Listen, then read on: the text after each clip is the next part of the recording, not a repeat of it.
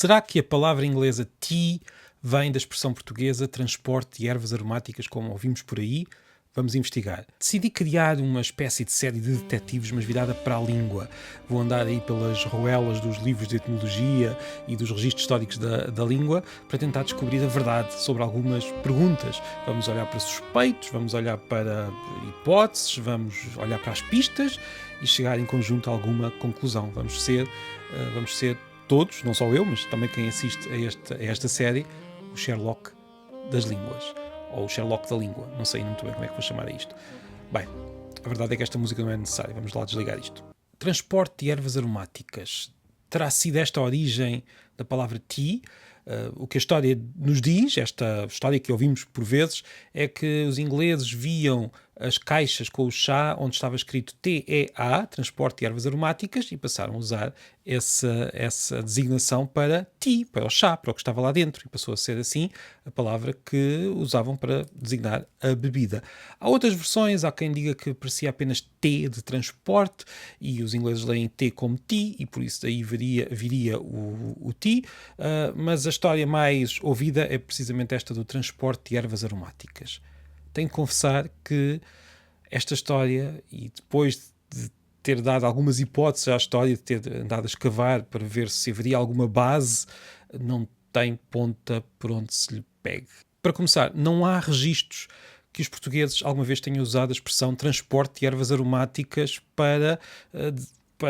nas caixas, não há esse registro, isso não está. Eu procurei, por exemplo, olhei para o corpus do português criado por Mark Davids, que tem muitos milhões de palavras de toda a história da língua, de vários registros de obras, de tudo e mais alguma coisa, desde o século XII até agora, e este corpus não tem lá registado a expressão transporte de ervas aromáticas em lado nenhum. Portanto, se alguém usou isto nas caixas, ninguém registou isto.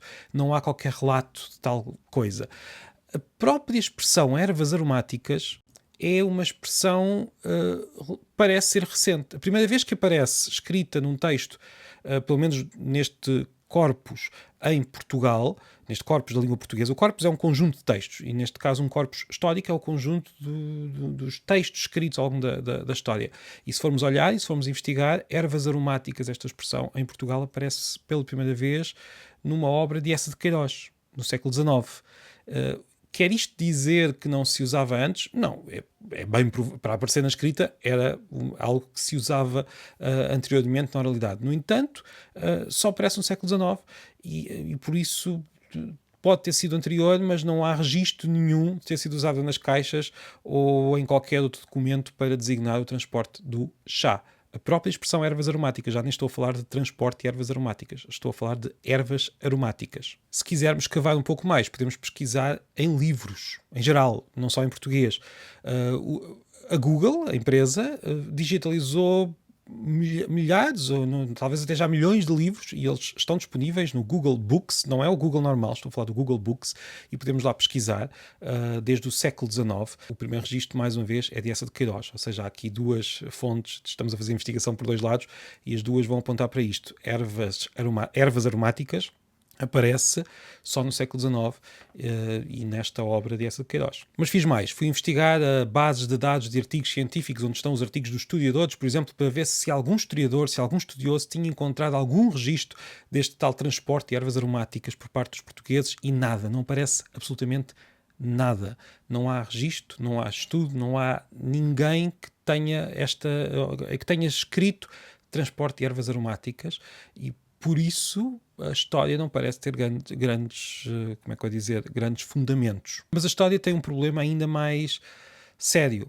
É que nós sabemos qual é que é a origem da palavra tea. A palavra tea tem uma origem conhecida, está em todas as obras de etimologia da língua inglesa, e não só, porque a mesma palavra aparece noutras línguas com formas ligeiramente diferentes.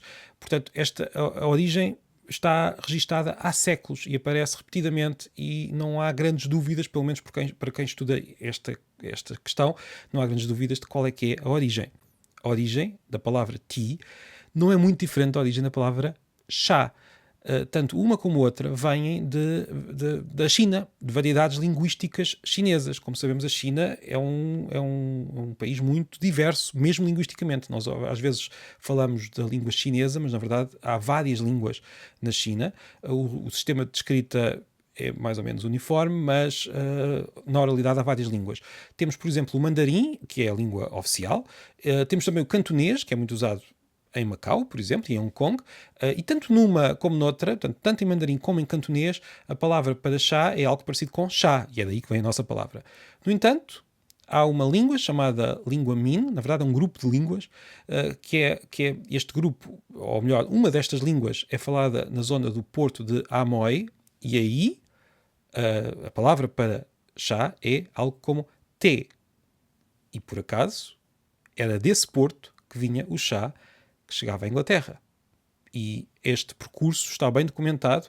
A própria palavra apareceu em várias línguas, aparece também no neerlandês, aparece em muitas outras línguas, com origem neste T dessa língua do grupo Min, que se falava na zona do porto de Amoy.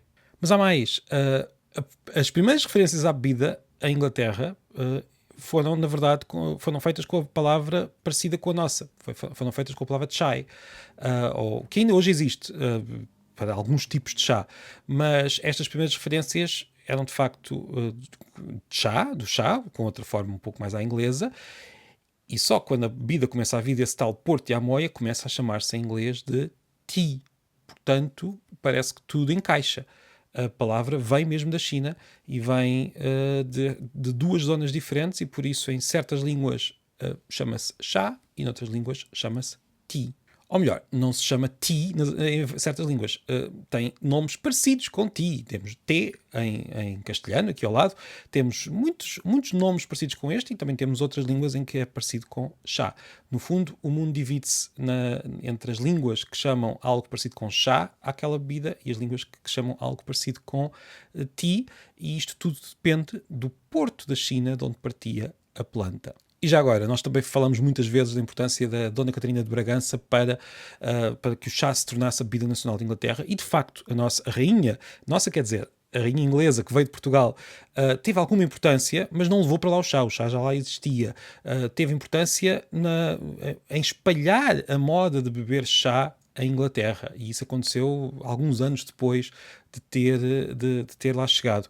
Vou deixar na descrição deste episódio uma ligação para um artigo relativamente recente de uma historiadora que descreve como é que foi esta história da relação da Dona Catarina de Bragança com o chá, usando as informações mais recentes e mais detalhadas a que temos acesso. O chá em Inglaterra era usado, antes de Dona Catarina criar esta moda, era usado como bebida quando estamos doentes, bebida para beber quando estamos doentes, que curiosamente é algo que também fazemos muito cá em Portugal ainda hoje. Bem, mas o nosso trabalho de detetives não acabou aqui. Eu gostava também de saber quando é que aparece um mito, quando é que aparece esta história de transporte de ervas aromáticas. Comecei também a pesquisar em livros. Aparece apenas no século XXI, há muito pouco tempo. Em toda a internet, se conseguirmos pesquisar, indo ano a ano, conseguimos perceber que a referência mais antiga é num blog em italiano dedicado a Lisboa. O artigo nesse blog foi escrito em janeiro de 2012. Aparece uma referência em 2011, mas quando vamos olhar uma referência noutra página, é um comentário de um português que escreveu esse comentário já em 2016 a falar da história. Portanto, a primeira referência que aparece à história é uma referência de 2012, a referência escrita. Claro que a história já andaria a correr de boca em boca, ou talvez até haja referências escritas que eu não consegui encontrar, e se alguém conseguir ficarei muito contente, pode pôr nos comentários, mas a minha hipótese é que esta história seja uma história criada por algum guia turístico mais criativo que decidiu contar a várias pessoas, incluindo italianos. Um italiano escreveu num blog, entretanto outras pessoas também começaram a espalhar, e esta história começou a aparecer em vários sítios, a primeira vez em 2012. A lenda aparece referida num artigo da BBC, mas aparece referida como lenda, isto em 2017.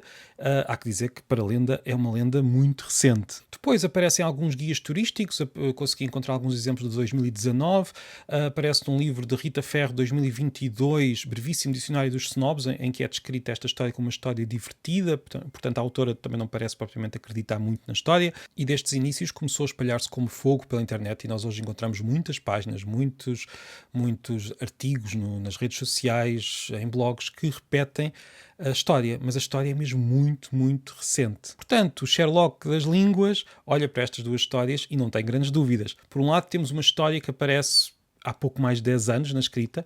Por outro, temos uma etimologia que está mais do que bem estabelecida, bem estudada já há muito tempo, uma etimologia que faz todo o sentido. Uma planta chinesa leva consigo um nome chinês e que podemos verificar em qualquer biblioteca que tenha boas obras de etimologia, e podemos verificar no próprio registro escrito da língua inglesa.